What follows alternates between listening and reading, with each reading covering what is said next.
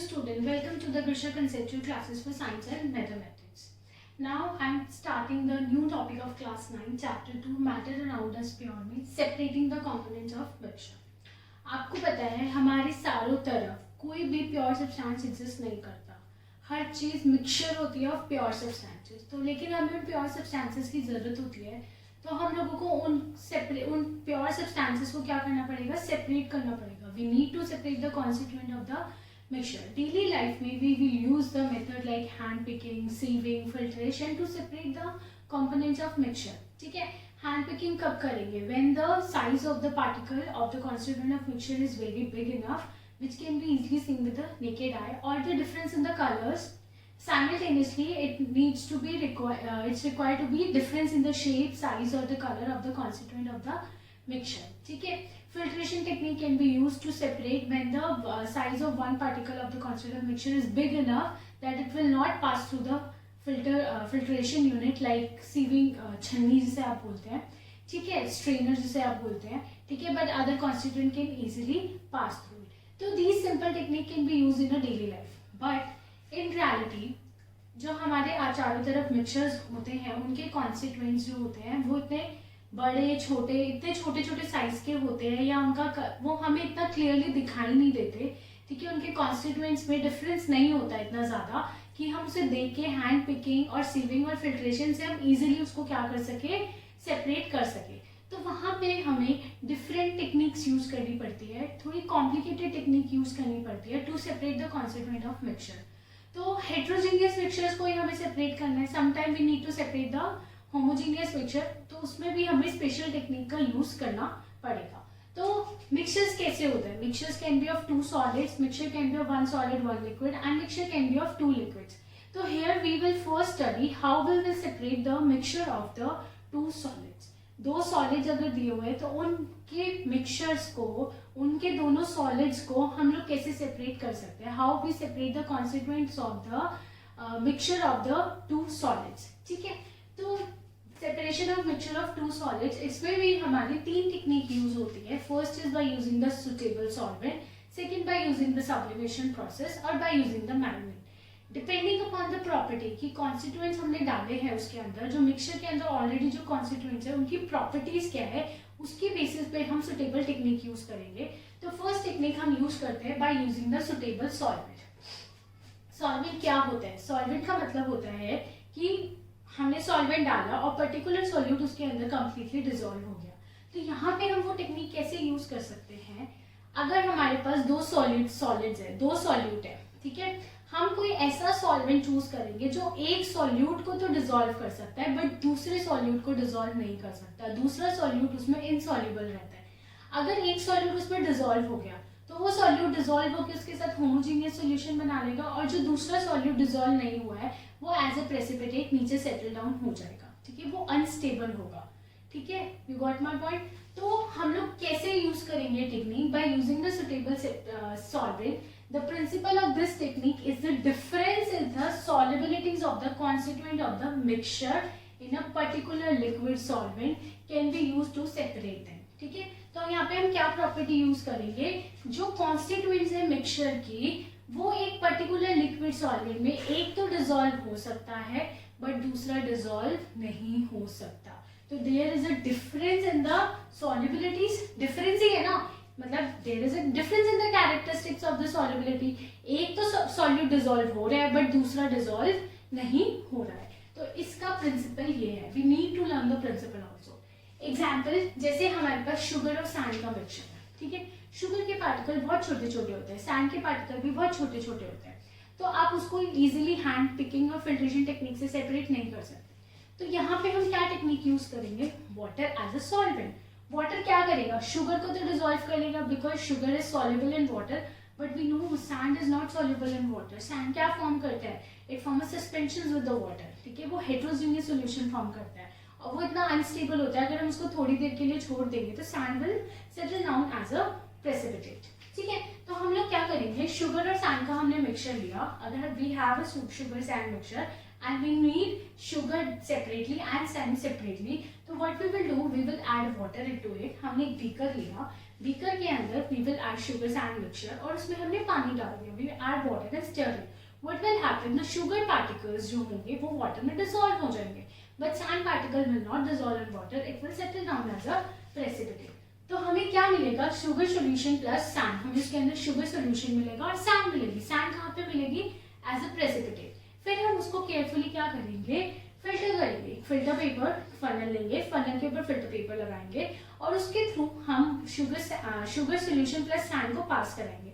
तो what will happen, sugar solution will easily pass through the filter paper. तो sugar solution नीचे easily pass हो जाएगा, but sand जो है वो फिल्टर पेपर से पास नहीं हो पाएगा. Sand will collected on the top of filter paper. Sand जो है फिल्टर पेपर के टॉप पे कलेक्ट हो जाएगा. तो नीचे हमें फिल्टरेट में क्या मिल जाएगा, शुगर सोल्यूशन. फिल्ट्रेट क्या होता है, जो इजीली पास हो जाता है. रेसिड्यू क्या होता है, जो ऊपर फिल्टर पेपर के ऊपर रह जाता है, उसको हम रेसिड्यू बोलते हैं. ठीक है, the residue which is left on after filtration on a filter paper. ठीक है, वो क्या होगा इस केस में, सैंड. और जो फिल्ट्रेट हमें मिला, फिल्ट्रेट के अंदर क्या होगा, शुगर सोल्यूशन. तो शुगर सोल्यूशन और सैंड को हमने सेपरेट कर दिया. फिल्टर पेपर को आप ड्राई कर लो, सैंड ड्राई हो जाएगी, हमें सैंड अलग से मिल गई है. अब शुगर सोल्यूशन में से हमें शुगर कैसे मिलेगा, वी विल इवेपोरेट इट. हम उसको इवेपोरेट करेंगे. ठीक है, वाटर विल गेट इवेपोरेटेड और जो नीचे पीछे क्या रह जाएगा, शुगर क्रिस्टल्स हमारे पास रह जाएंगे. तो एक जगह पे हमारे पास शुगर क्रिस्टल्स आ गए और एक जगह पे हमारे पास सैंड आ गया है. ठीक है, तो बेसिक प्रिंसिपल क्या यूज किया हमने, स्टार्टिंग प्रिंसिपल क्या यूज किया, bye using a suitable solvent. ठीक है, हमने वाटर सॉल्वेंट चूज किया जो सैंड को तो डिसॉल्व नहीं कर रहा बट शुगर को डिसॉल्व कर रहा है. शुगर डिसॉल्व होने की वजह से सैंड और शुगर का वहीं पे सेपरेशन हो गया. नाउ शुगर को वाटर से सेपरेट करने के लिए we will use a filtration technique. लेकिन अगर हम सुटेबल सॉल्वेंट यूज नहीं करेंगे, ठीक है, तो हम शुगर और सैंड को कैसे सेपरेट करेंगे. हमारा मेन मोटिव यहाँ पे था शुगर और सैंड को सेपरेट करने के लिए. तो आपको ये प्रॉपर्टीज याद करनी पड़ेगी कि कौन सी चीज किसमें सॉल्युबल है और कौन सी चीज किसमें सॉल्युबल नहीं है. ठीक है, like common salt is soluble in water whereas sand is insoluble in water. If you have a mixture of salt and sand, then you can use water again because salt is soluble in water but sand is insoluble in water. Instead of sugar, we will get a salt solution here. ठीक है, copper sulphate, ammonium chloride, potassium nitrate and potash atom, they are all soluble in water. अब ये सारे water में soluble है. अगर इनका mixture salt या शुगर के साथ होगा तो हम ये टेक्निक यूज नहीं कर सकते क्योंकि वाटर डालते ही सब कुछ डिसॉल्व हो जाएगा. तो हमें पता ही नहीं चलेगा. ठीक है, हम कैसे सेपरेट करेंगे, कुछ प्रेसिपिटेट के लिए हमारे पास मिलेगा ही नहीं. एज अ प्रेसिपिटेट हमारे पास कुछ आएगा नहीं, सब कुछ डिसॉल्व होकर क्लियर होमोजेनियस सॉल्यूशन मिल जाएगा. But carbon and sulphur are insoluble in water. अगर इन सब का मिक्सचर कार्बन और सल्फर के साथ है तब हम ये यूज कर सकते हैं. ठीक है, इन सब का अगर सैंड के साथ है तब हम ये यूज कर सकते हैं. क्यों, क्योंकि ये सब तो वाटर में सॉल्युबल है but carbon and sulphur are insoluble in water. ठीक है, तो कार्बन सल्फर डिसॉल्व नहीं होंगे, they will settle down as a precipitate, then we will filter it and then we will evaporate. This technique can be used. Next, sugar is soluble in alcohol but salt is insoluble in alcohol.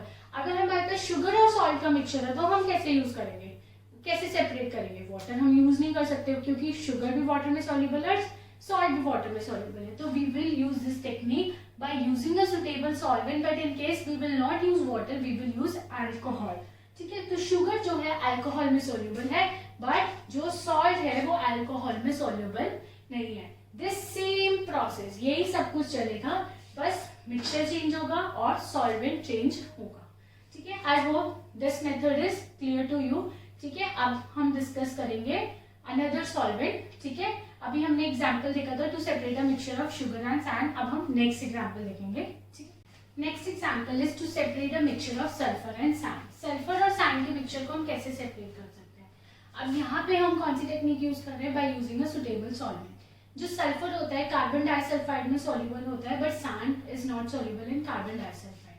तो what we will do, we will again take a sulfur sand mixture, add carbon disulfide into it. Sulfur will get dissolved in carbon disulfide but sand will not get dissolved in carbon disulfide. Then we filtrate the solution. We will get sand as a residue on the top of filter paper and that carbon disulfide sulfur mixture is obtained as a filtrate. ठीक है, we will take the filter paper separately and dry it out and what we will see that sand will get dry and it gets separated from the sulfur.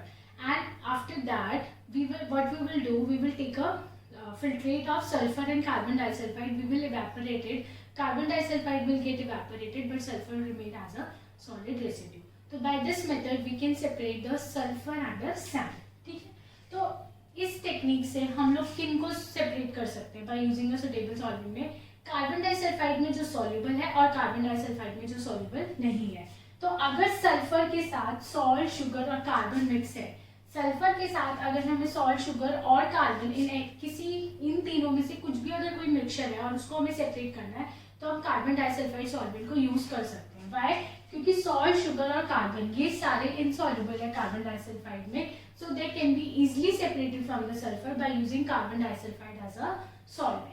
ठीक है, लेकिन क्योंकि sulphur जो है वो easily soluble है, तो इन तीनों के साथ अगर सल्फर प्रेजेंट होगा तो सल्फर तो डिसॉल्व हो जाएगा, बट ये तीनों जो होंगे वो डिसॉल्व नहीं होंगे. तो by using the filtration technique then evaporation technique we can separate the constituent of the mixture. ठीक है, तो this is the method how we use the suitable solvent. तो यहाँ पे हम क्या यूज करते हैं? प्रिंसिपल क्या होती है? Difference in the solubility of the components of the mixture in a particular liquid solvent. Okay, next technique we use for the separation of solid mixture is sublimation. Sublimation क्या होता है? Sublimation हमने पढ़ा था first chapter में.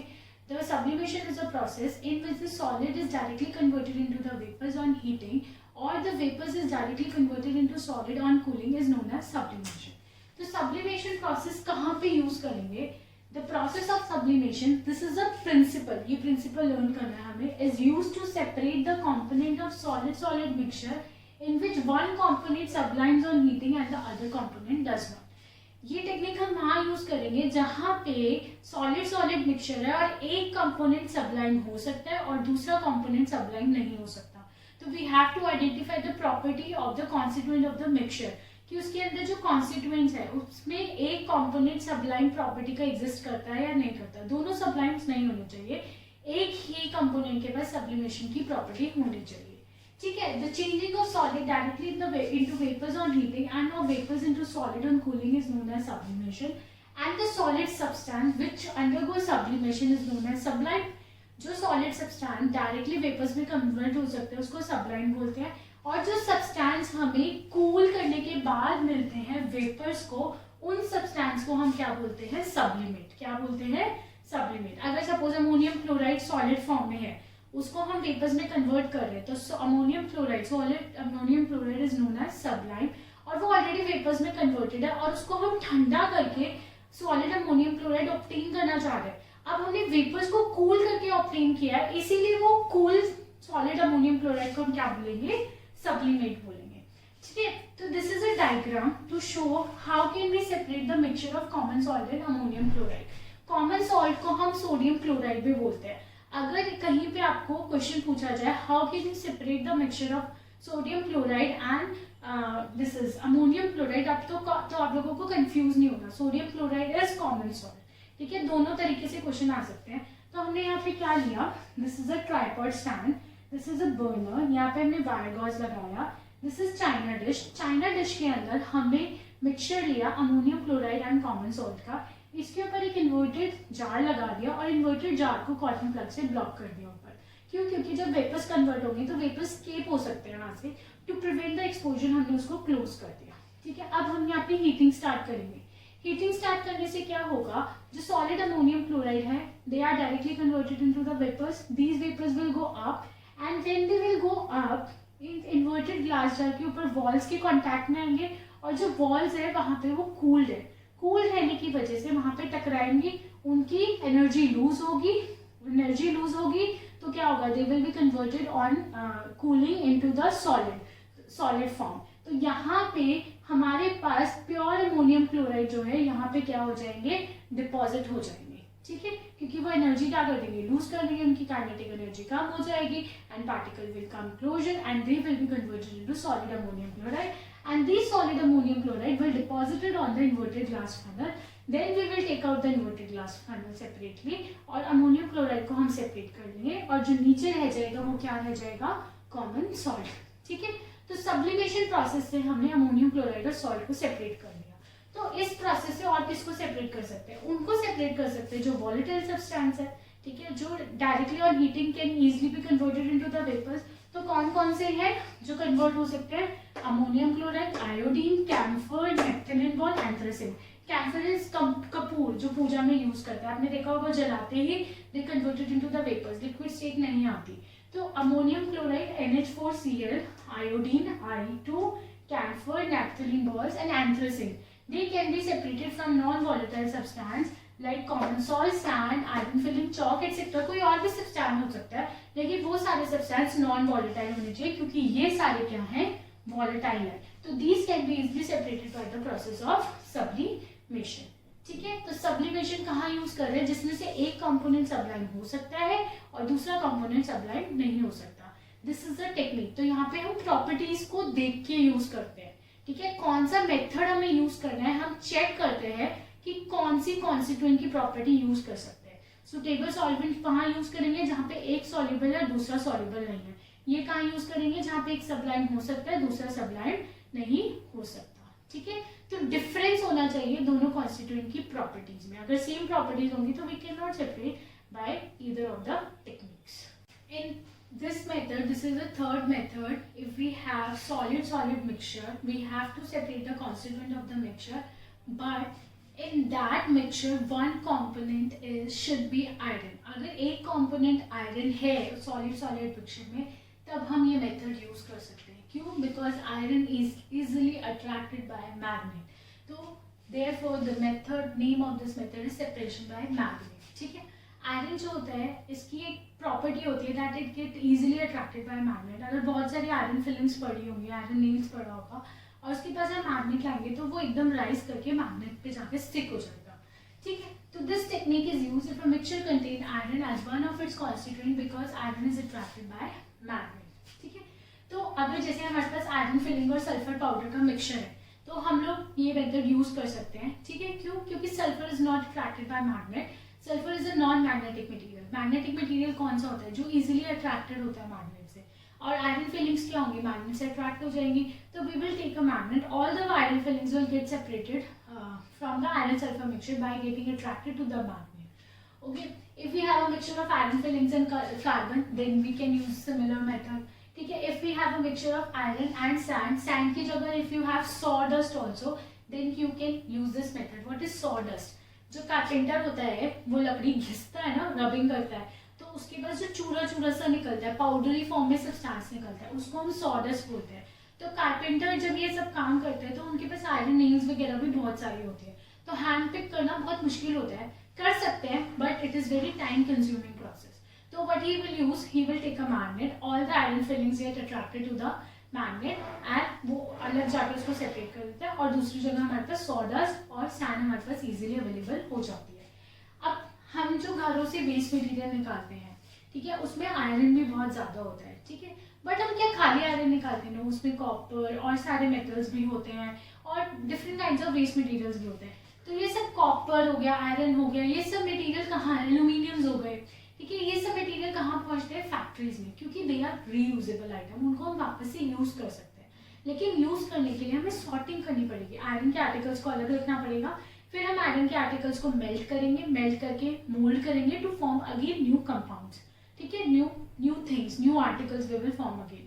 Copper के अलग करने पड़ेंगे, एल्यूमिनियम के अलग करने पड़ेंगे। तो इतना सॉर्टिंग करना बहुत डिफिकल्ट हो सकता है, ठीक है। It's a very time consuming process also. तो यहाँ पे हम इस मेथड का यूज करेंगे। फैक्ट्रीज में जब हीप ऑफ वेस्ट मटेरियल पहुंचता है तो what they will do, they take a crane, crane पे इलेक्ट्रोमैग्नेट्स लगे होते हैं। इलेक्ट्रोमैग्नेट्स क्या होते हैं? द इलेक्ट्रोमैग्नेट्स आर सब्सटेंस, जब हम उसके थ्रू इलेक्ट्रिसिटी पास करते हैं, ठीक है, जब हम इलेक्ट्रिसिटी पास कर रहे हैं then they converted into magnets. अगर उसके थ्रू इलेक्ट्रिसिटी पास नहीं हो रही है, उस सब्सटेंस के थ्रू इलेक्ट्रिसिटी पास नहीं हो रही है, तो वो मैग्नेट की तरह बिहेव नहीं करेगा। लेकिन जब उसके थ्रू इलेक्ट्रिसिटी पास हो रही है तो it will behave as a magnet.